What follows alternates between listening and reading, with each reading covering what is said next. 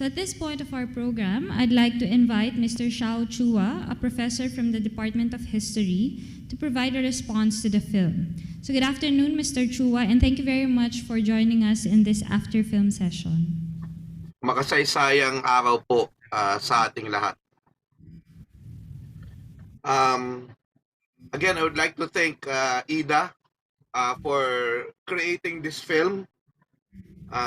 This is the second time I watched it. I watched it first when I was given an advanced screener copy, and I'm still affected by it.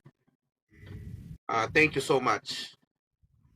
I was tasked to talk about the context of this film because we are commemorating the 50th anniversary of martial law in the Philippines.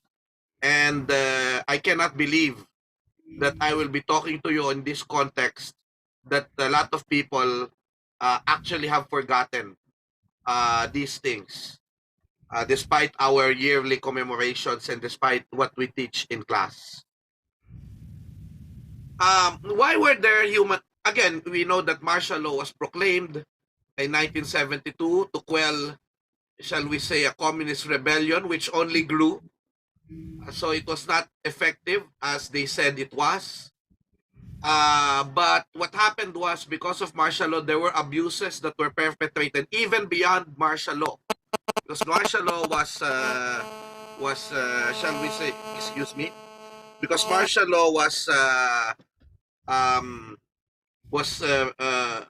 taken away by 1981. And so when the Escalante massacre happened, there was no more martial law, but they still ruled as a dictatorship. Now, why were they doing the human rights violations? So for individual victims, talagang ginagawa yan dahil gusto nila na paaminin o may mahuli pang iba or magbigay ng leksyon na kapag kayo ay nagbigay ng opinyon na laban sa gobyerno, kayo ay maaaring samain. Remember that dissent is not bad.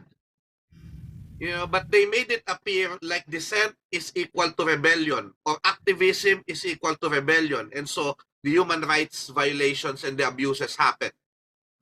And the massacres, by the way,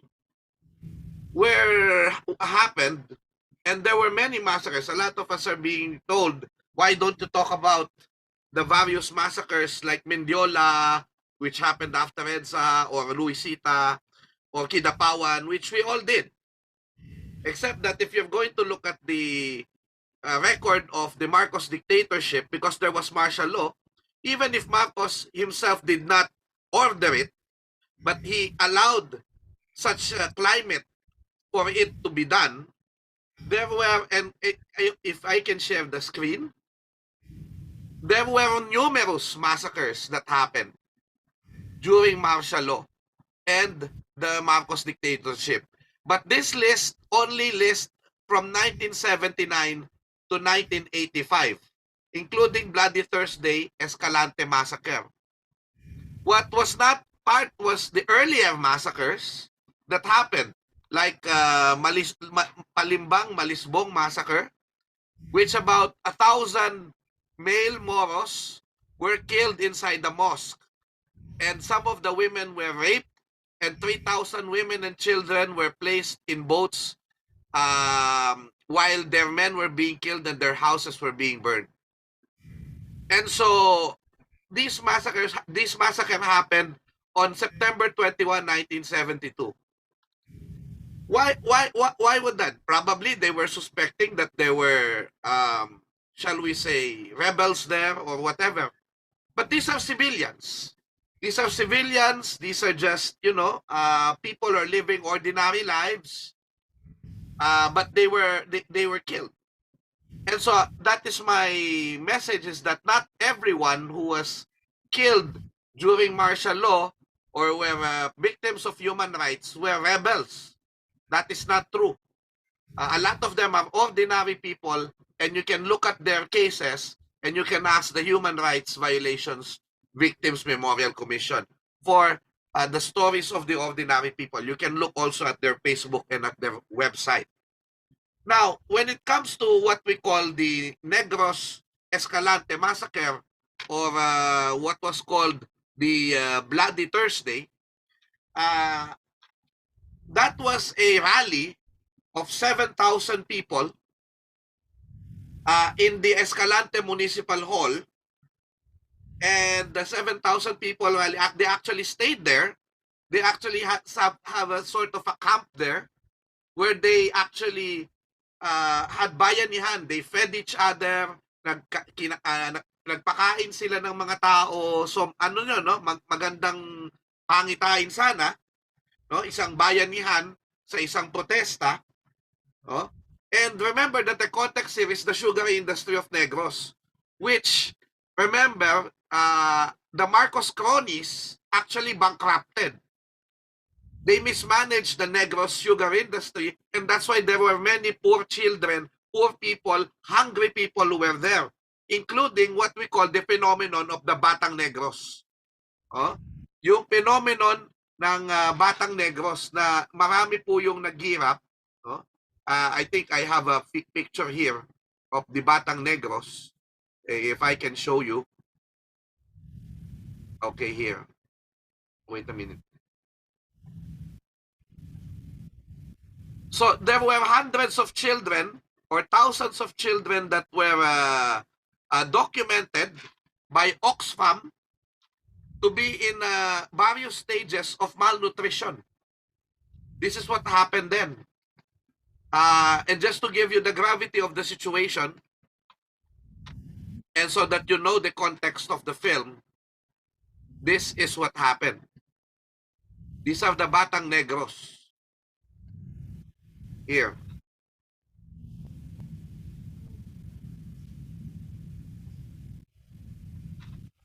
Joel Abong was the most famous one of them. He never reached the time of EDSA revolution. He already died. And so this was the context of the rally. 7,000 people in Escalante. And suddenly, on September 21, 1985, that's a few months just before the Marcoses left Malacanang, ousted from power, they shot the farmers who were protesting, the poor people who were protesting in Escalante. There was 21 dead and 42. There were 21 dead and 42 injured. So, now I would like to talk about the film. Napapanahon ang pelikula sapagkat tinatalakay din nito ang issue ng mental health. Dahil kung titingnan nyo, uso din yan dahil meron too good to be true. Diba? Tukol kay Lolo Hugo ang kawili na nakakalimot, no? May dementia. So we're trying to understand itong mga panahon na ito, ano ba tumatakbo sa isip ng mga may mga problema sa mental health. No?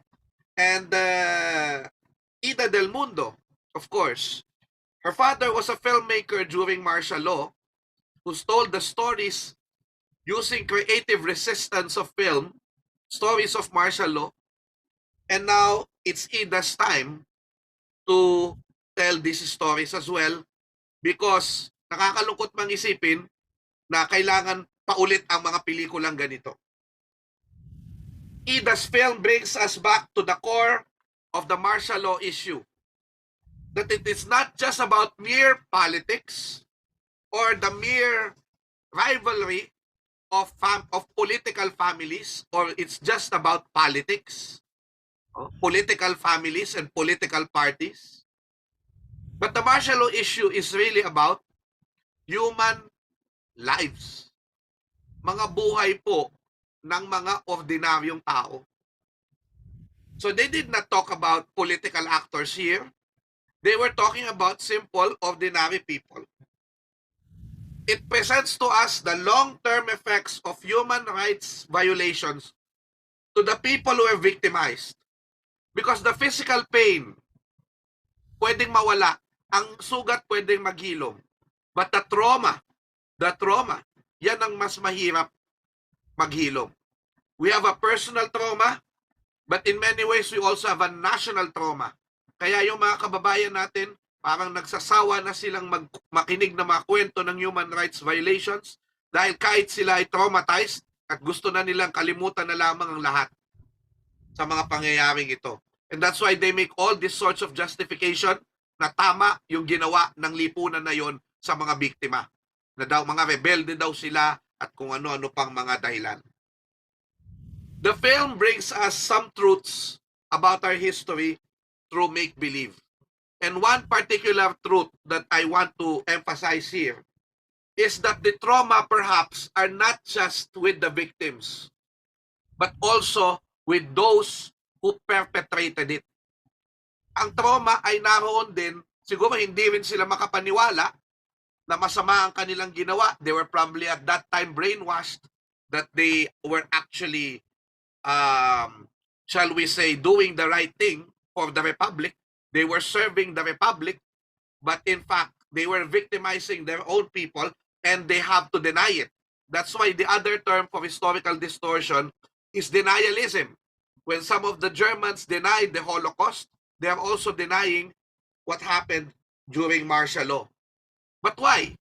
Because they themselves have trauma. And I guess that is what we have to understand about our people. That's why some of them want to forget. We do not demonize. Huwag nating i-demonize ang mga kausap natin na naniniwala na maganda ang martial law. Kailangan kausapin sila ng maayos. Kailangan itrato natin na sila rin ay na-trauma tulad nating lahat. Kaming mga historiador na hindi naman inabutan yon, na nagbabasa lamang ng mga testimonya at nakikipag-usap sa mga biktima at lalong-lalo na yung mga nakaranas ng mga pambibiktima. Gayon din, it's really striking na sa kanya mismo nang galing yung pangalan noong mga biktima niya, noong mga namatay, noong 21 dead people. Nanggaling mismo doon sa informant. Bakit? Because the perpetrators know their victims.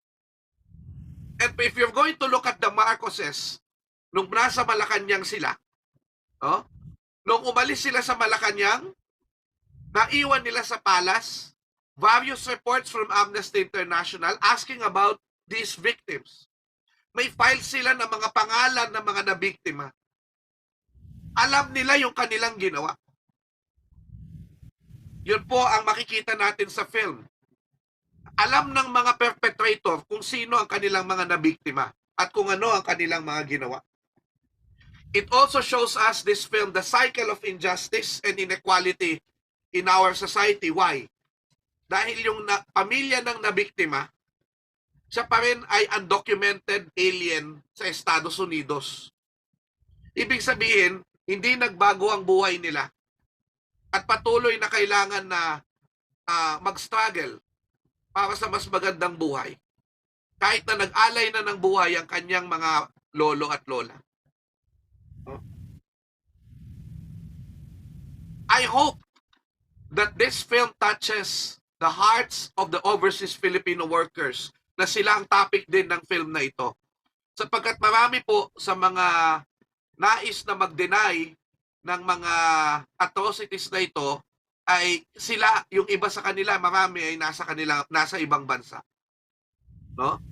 And the last part of the film was really very powerful for me. Why? Because the message of Ida and the powerful performance of my idol, Mara Lopez, talaga naman, I really thanked her. I gave her a message after watching the film that it is okay to remember. It is okay to remember. It is okay to admit. It is okay to say sorry. We're talking about the late Queen Elizabeth II. She actually signed an apology to the Maoris of New Zealand for the invasion of the British of New Zealand. She said an apology. She went to New Zealand. She signed that apology amidst the singing of the ethno-linguistic group song, and talaga namang napakaganda nung nangyaring iyon. Queen Elizabeth herself said sorry to that invasion. Richard Nixon, in an interview no, with the journalist, said that he regretted, or he nagano siya, he came clean about the Watergate scandal. And after that, despite the fact that he was still being hounded by it, but because he owned up to it, he just moved on to become an elder statesman, a post-president, a successful post-presidential career as an elder statesman. So, I'm calling on the Marcoses. I'm calling on them and asking them, it is okay to remember. It is okay to admit mistakes. You already got the mandate of 31 million Filipinos. You might as well you might as well be spark the change, spark the healing that will that can happen, because it is possible. It is okay to remember. It is okay to own up. And so, to end, we remember and commemorate the 50th anniversary of martial law, not because we hate the Marcoses or we hate those who perpetrated the crimes of martial law. This is not about revenge, as we have shown in the short but powerful film. We remember because we love our country. Dahil sa panahon na gusto tayong lumimot ng ilan sa atin tungkol sa ating kasaysayan, tandaan natin na ang pag-alala ay isang forma ng pagmamahal sa bayan. At ang paggunita ay isang forma ng personal na kabayanihan. It is okay to remember, never forget, never again matuto po tayo sa kasaysayan. Marami pong salamat at mabuhay ang mga bayani na nagbuwis ng buhay para sa ating bayan.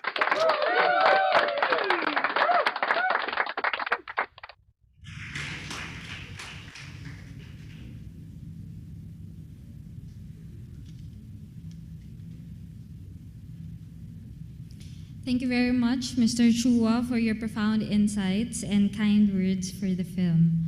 So at this point of the program, we'll be accommodating questions from our dear audience. So I'd like to invite back Ms. Ida Del Mundo to provide further insights about the film, and hopefully this would build a discussion on the film's role at present times. So Dr. Ann Richie Balgos, the Vice Chair of the Department of Literature, will serve as the moderator for our talkback session. So good afternoon, Dr. Balgos, and welcome back, Ms. Del Mundo.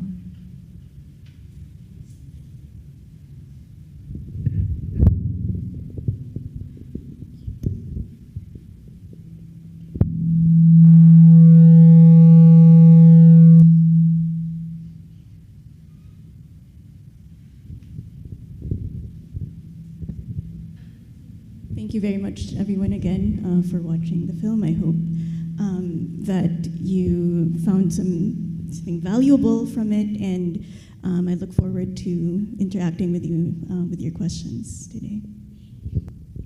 Good afternoon, dearest viewers, both at De La Salle University and in the Zoom meeting. I'm truly honored to facilitate this session with our highly esteemed filmmaker, Ms. Ida Anita Del Mundo, and to learn immensely from our reputable historian and educator, Professor Xiao Chua.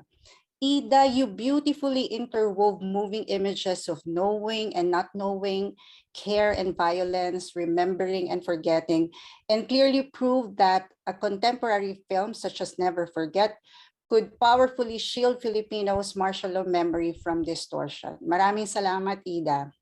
We have two questions in the chat box, but may I ask this first to somehow transit from Professor Chua's analysis to what our audiences think.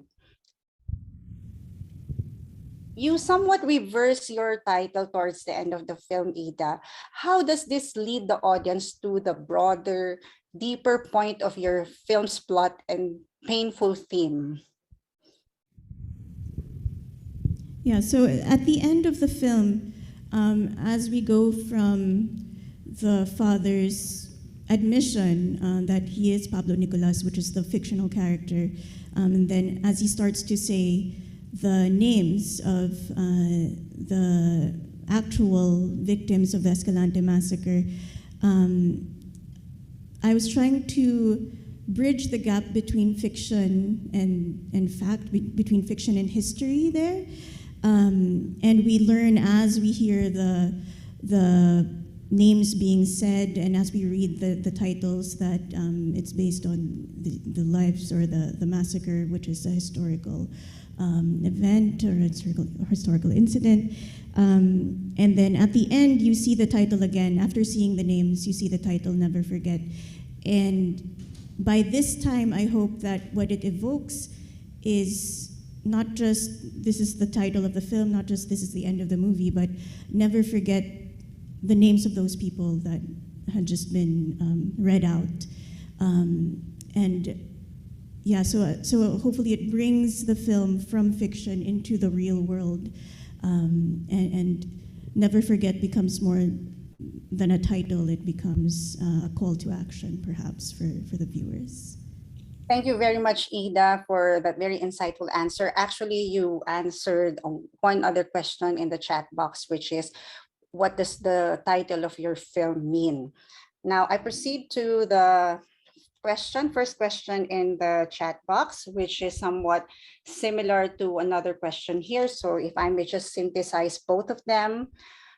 Can we also extend forgiveness to those who aided in the atrocities of the martial law? Another audience member is asking if it is enough for Pablo to redeem himself.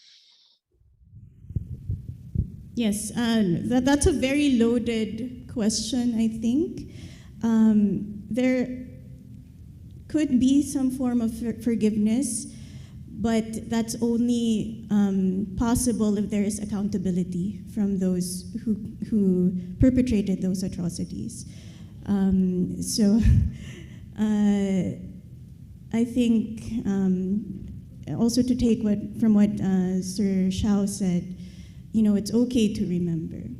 And that remembering should lead to accountability for what they've done. And it only happens if they remember. It only happens if we allow them to remember. And at the same time, if there's accountability, if there are steps towards reparation, if there are steps towards, you know, change, then there can be forgiveness. But if there's none of that, if we don't have that, then you know, we still can't have that forgiveness. In the film, I don't think it's enough for Pablo just to end there, but we imagine that their story continues, and beyond that, maybe if Pablo's already able to say who he really is, what he's done, then the reconciliation between him and his daughter, between him and Jhason, can already start. So we're just at the beginning of that. Thank you very much, Ida. Another insightful answer. And I guess what you just said is a good segue to 3 questions I'm seeing in the chat box, which I would just put together, if that's okay with our attendees. I have 8 questions at the same time, so I just have to collate, and I'm seeing 3, which can be rolled into 1 question. How can you encourage the youth to continue to speak up for what is right and wrong, and probably connect that to maybe an advice that you would like to share with our film students, both in the Zoom and the on-site audiences? Well, hopefully just by seeing one example out of many that you'll see throughout, you know, this month or these past few years with martial law related films, I hope that this encourages young people to use the platforms and the talents that they have to bring across an important message. I hope that by being an example, and also other films like Liway, for example, and the documentary Aswang, that all take up different issues on social justice, you know, I hope that encourages you to, especially use film and use the arts to take up these important issues. My advice to film students and art students in general, anyone who's a creator, is just vision and confidence. Have a vision and have confidence. To me, that's all you need to be a director, to be a filmmaker. First, you have to have vision, you have to have something that you want to say, something important, and then you have to have the confidence to say it. You have to have the confidence to lead a group of people to create a film or to create a work of art, and be brave enough to put that out there in the world. So vision and confidence, and know that the platform of the arts, not just filmmaking, but also writing and performance, the platform of the arts is so powerful in bringing across your messages, your important messages. So make sure they're important, make sure you're saying something significant and using your platform to say something significant to people of your generation and beyond. Thank you, Ida. That's really inspiring. I see one question here, which could probably be answered by both Ida and Professor Xiao Chua.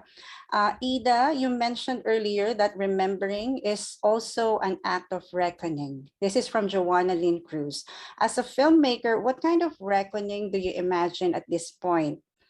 Or for Professor Xiao as a historian, what kind of reckoning do you imagine at this point in our history with the Marcoses back in power? To me, I almost feel sad that my film came out a little late.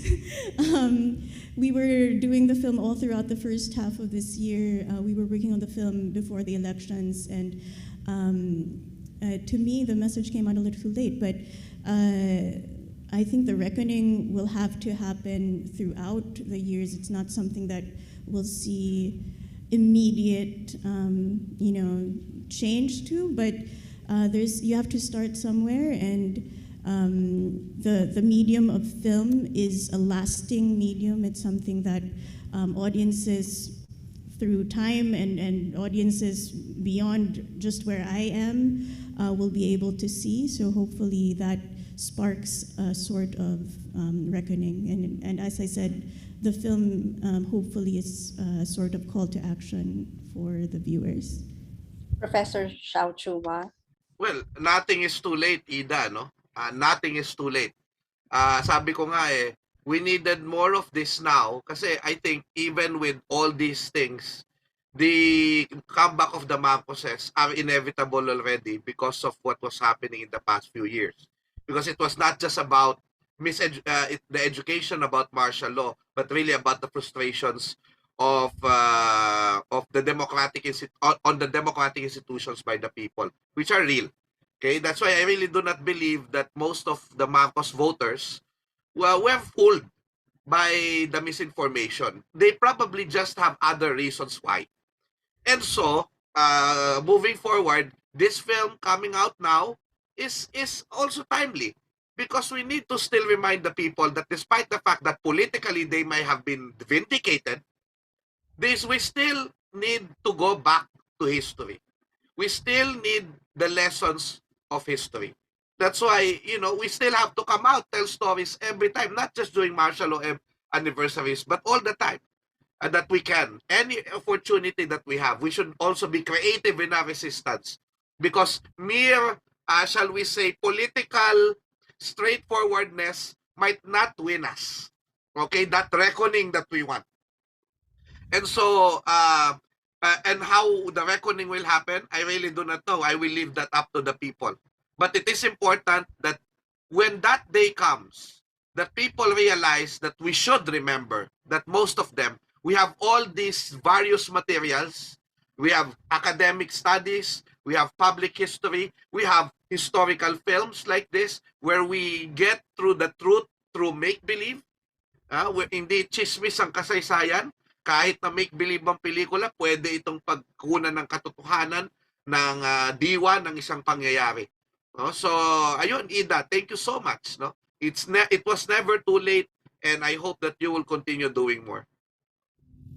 Thank you so much, Ida and Professor Xiao Chua. You got me, Professor Xiao Chua, when you said hindi chismis ang kasaysayan. And one anonymous attendee wanted to ask, as a filmmaker and as a historian, Professor, can we ask about your thoughts about films that quote unquote tell the truth about the Marcoses leaving the Malacanang Palace? Well, the problem is that maybe they're telling their side of the story, which I felt, well, I haven't watched it, but basing on the reviews, and there's the reviews, and then there's Colonel Aruiza's account, it's not as accurate. Although, yeah, maybe the emotions are real, and, you know, it's a film.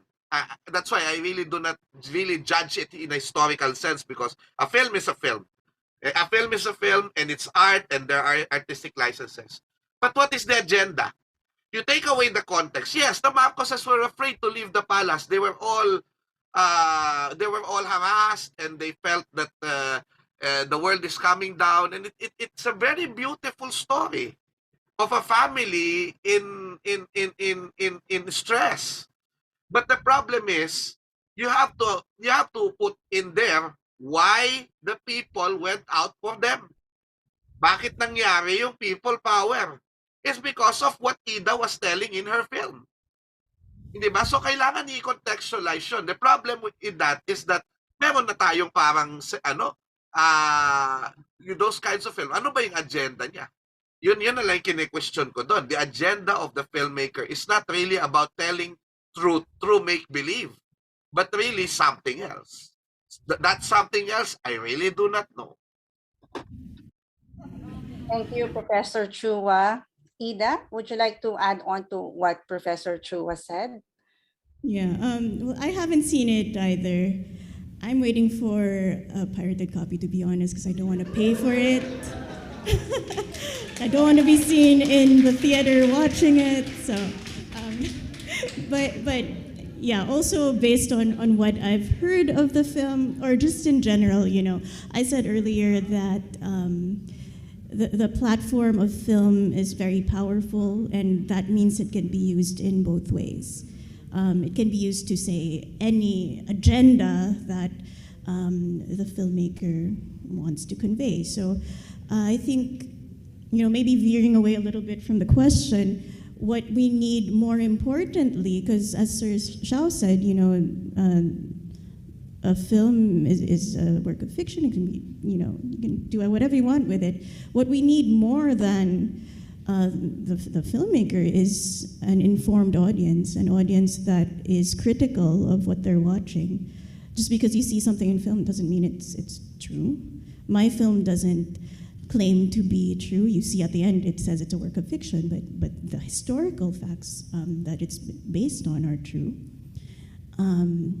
Maybe in the same way, I was about to say the name of the film, but maybe in the same way, this film and the trilogy that it's supposed to be in the future, they're kind of claiming, that these are based on true events, which that might be questionable. So I think what we need more now is an audience that is critical of what they're watching, someone who thinks, someone who discerns what they're seeing, and you decide for yourself if it's true or not. You decide for yourself what you want to do with what you've watched.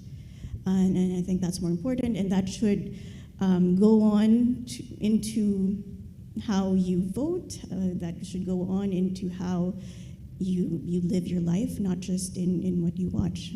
So yeah, discerning audience, intelligent audiences. Thank you very much. I'm deeply touched listening to how Ida and Professor Chua enmeshes a creative process and historical accuracy, which brings us to one striking question in the chat box. In the short film, there are shots featuring the 9/11 memorial in New York. How do you relate the two tragedies, and why was it chosen? Yeah, thanks for that question. I really chose not just that location, but every location in the film very deliberately to really connect to the idea of memory. we have, well, the house, the apartment of Pablo, where he has all of these boxes and boxes and boxes of memories. We have the library, which is a repository of memory, and that's where Vera and her friend discuss what's happening. And then we have 9/11. In the US, when we say never forget, it's connected to 9/11. And I felt like there was a connection with the same grief that we experience, whether it was the 9/11 or the Escalante massacre. There is an importance put on memory at the 9/11 monument. And then you have around the monument the names of everyone who died in 9/11. And that to me was a direct kind of connection between what I wanted to do with remembering the names and having the names there as well. So definitely across history, in all countries around the world, we have moments in our country's history that are painful and are, they are atrocities, and we remember them to honor those who have lost their lives. And that's how we're connected in some way to people of different cultures. Thank you, Ida. I think you somehow answered the next question, but I'll just read it. And then if there are other key points that you'd like to add to your previous answer, please do so. Was it intentional for you to set this abroad? And if so, what was the intention for choosing this particular setting instead of the Philippines, where the issue holds more weight? Yeah, definitely I'd like to add to that from my previous answer. I witnessed the Escalante reenactment in 2016, so quite a long time ago, and that's always been on my mind. I actually originally wrote a script that was set in Escalante in Manila, but that never or hasn't come to fruition yet. Earlier this year, when I was completing my master's in directing in New York, I had to shoot a short film. And one of the concepts that was still on my mind was the Escalante massacre. So what evolved from my thoughts and the original work, which was set in the Philippines, kind of connected to ideas on identity. The struggle of Filipino-American, for example, in understanding who she is, because of what she finds out about her history. I wanted to show also how lasting the effects are of what happens to us. So these are generations and generations apart from what happened in 1985, but we still see the effects on each of the characters. And even if they go far away from the Philippines, the effects follow them. And I think that's what I wanted to show. And even for people in the Philippines, for young people in the Philippines, what we know about our past and our culture and our history informs who we believe we are, who we think we are today. So I wanted to make that kind of connection, and that's how it became a New York set or New York-based film. And then hopefully, actually, we're hoping to extend this film into a full length where we'll explore further the Philippine Escalante side of the story. We will definitely wait for that, Ida. I'm sorry, dear Zoom audience members, we have to share the conversational floor to our on-site audience members. So to the Never Forget on-site team, please feel free to give the microphones to our on-site audience members who would like to ask Ida some questions.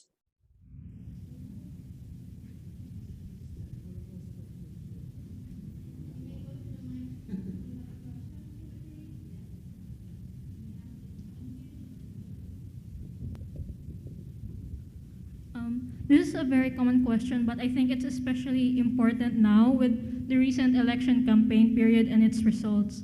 There have been many arguments from the older generation that we, the youth, have no right to talk about martial law because we have never even experienced it directly. How can we counter this argument? How can we explain to our elders that this topic is still relevant for us, for the youth to talk about, despite us not, quote unquote, directly going through it ourselves? Great question. Thank you for that. I mean, definitely we can, you can. Sinama ko pa sarili ko sa young people. Definitely, you can talk about it. You should talk about it. First of all, because we haven't really had, closure for what happened. And while we don't have closure, reckoning, reparations for it, we have to keep on talking about it. If we don't, again, you'll forget about what happened, and it ceases to exist in our present time. So you have to talk about it to keep this issue alive, to keep what happened alive. And I think you 100% have the right to do it, even if you haven't gone through it directly, because you're still affected by it. I think one of the major points of the film was that even decades after you're affected by it. And the final thing I think that would pertain to your question is that we don't want to have it again. And if we forget that it ever happened, we don't know what we have to avoid, what we have to protect ourselves against. So definitely keep on talking about what happened in martial law. Thank you very much. Thank you. Hello, good afternoon, Miss Ida. Thank you for your film. In relation to the first question, I wanted to point it out that there is still an apparent gap between what we know as the members of the youth, since we didn't experience the martial law. And what I wanted to ask is, as creators, as artists, writers, and directors, and those who are in this industry of art, and as Sir Chua said, make believe, what more do we need in order to fill this gap? Because outside of this, of these people, of us here being informed through our universities, there are other people who don't have the mediums that we have. So as creators, what do you think should we need to improve in order to reach them? One of the major things, well, from my experience, I get a lot of my ideas from traveling and from meeting people.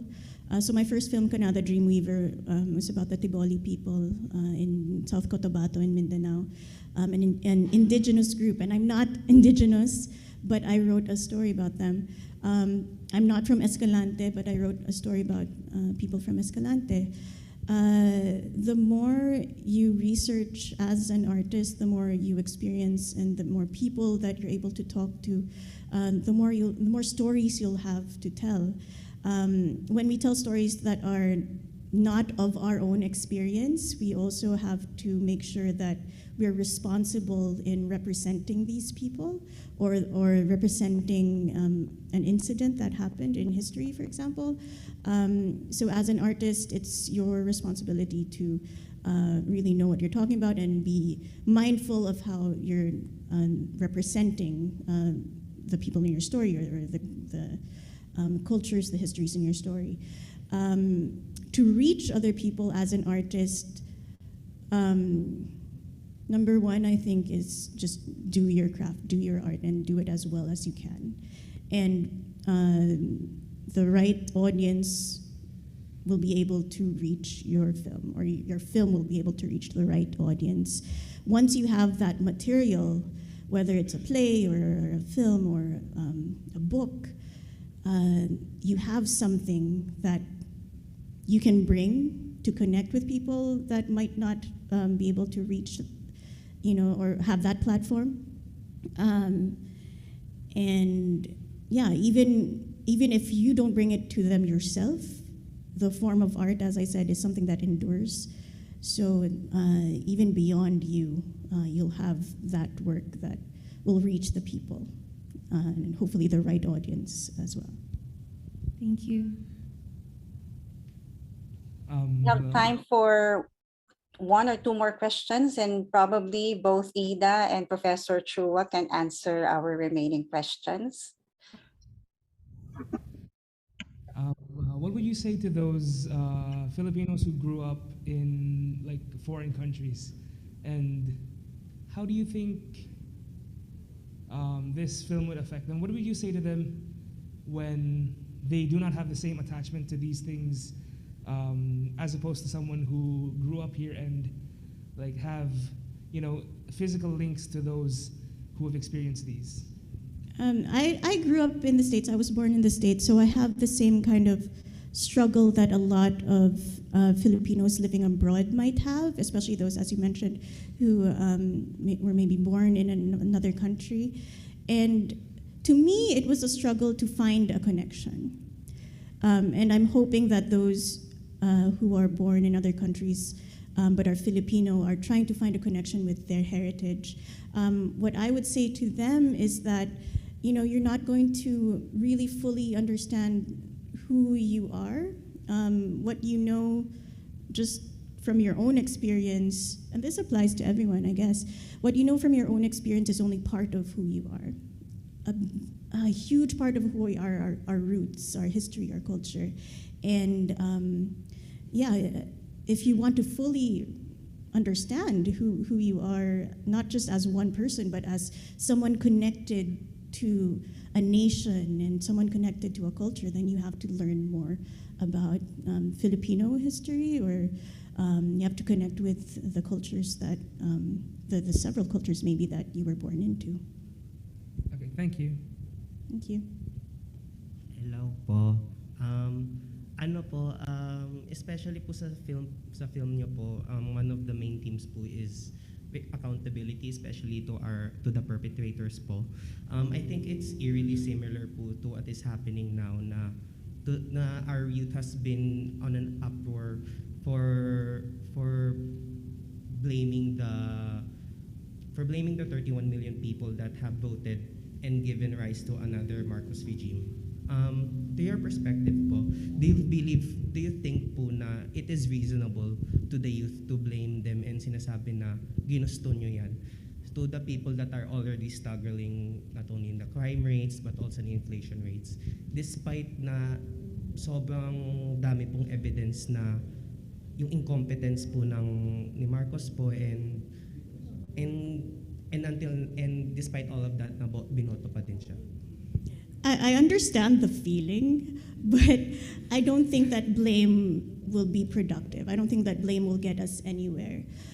So we have to, like what Professor Chua said, we have to let them know that it's okay to admit, it's okay to remember, it's okay to take accountability. If we're just blaming people, then I think it'll make them be even more defensive, there'll be even more pushback. When we think of blame, I don't think it'll be productive to what we hope can, how we can move on from the future. So at the same time, we still have to insist on accountability. Hopefully, I don't really know. But I mean, I get the feeling, but we are the side that will maybe be enlightened enough to take a step towards not blame, but to working towards something more productive. Thank you po. Thank you. Can you hear me? So the I, last I, one. I And I I'm really, sure everyone has already told you this, but once again, congratulations for your film. It's very timely and in a way inspiring too. And it's connected to my question, the last part wherein the main character encouraged her father to remember or to admit. Because as writers or as creators, especially us in this generation, we gravitate towards making content or writing that caters to the youth. But then there's still a large chunk of people who don't really remember martial law that came from or comes from the demographic of older people.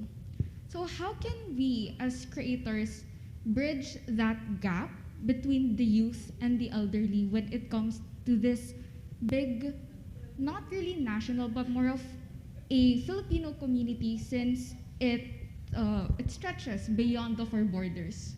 So how can we as youth not alienate and encourage the elders to speak up more and remember about what happened in martial law?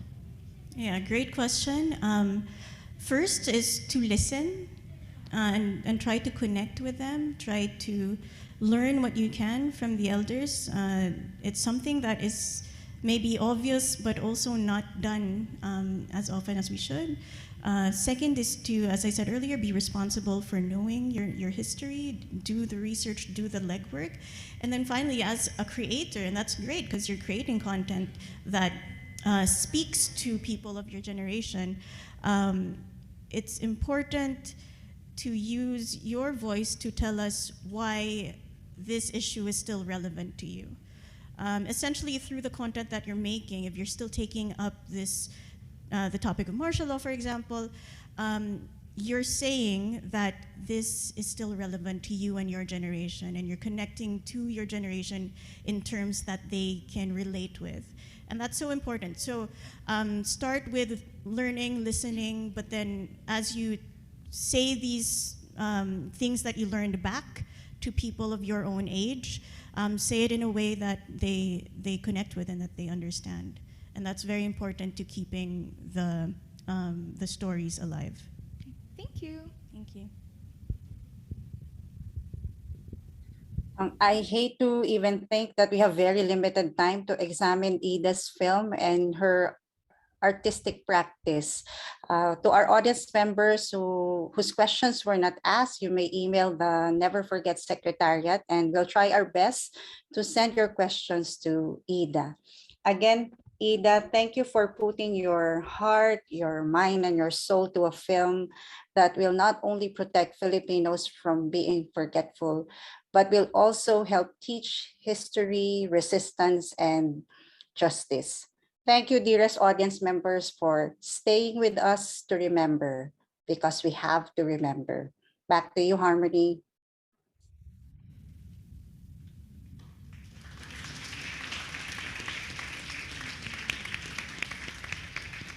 Thank you very much, Ms. Del Mundo, Mr. Chua, and Dr. Bagos for that enlightening discussion. Your talk was a wonderful highlight of this premiere.